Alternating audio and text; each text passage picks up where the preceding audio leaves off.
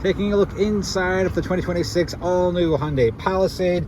Let's start with the pair of 12.3-inch screens. Nothing really new, but the weird thing is you can see there's hardly any gap here, but as you go to the right, there's a bit of a gap there. You can see what I'm looking at there versus there. There's a better look at it when I'm backed out. Little quirky, but no big deal. You do get a digital rearview mirror with the top trim, a manual sunshade, which is a little weird. I like it, and the rear passengers also get something. There's a little shelf tucked in here, and I like smart storage.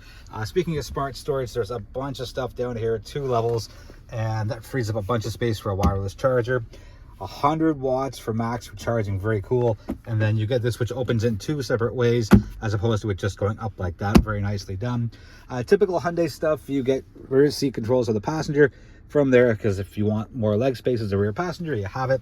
I dare you to find a 90-degree angle in here. Everything is so smooth, well, except for that and that, but you know what I mean. It's so rounded off, even the housing for the vents and the HVAC and this part here. It's so tastefully done, and I think this should have been a luxury vehicle. Definitely could have been a Genesis. Memory seats there, massaging seats right there.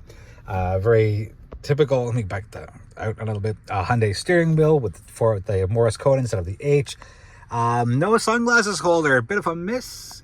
Not a big deal, but just something to be mindful of. And a couple of bottles, cup holders in here, and some storage space here as well. I like the cabin quite a bit, almost 2 minutes. Let's get this sped up. A bunch of seat controls. This leg rest or thigh rest goes up. You can have the whole relaxing seat. Look at the size of those side bolsters, thigh bolsters. Good, not great. And the calligraphy in the headrest. Let's go to the rear seat next.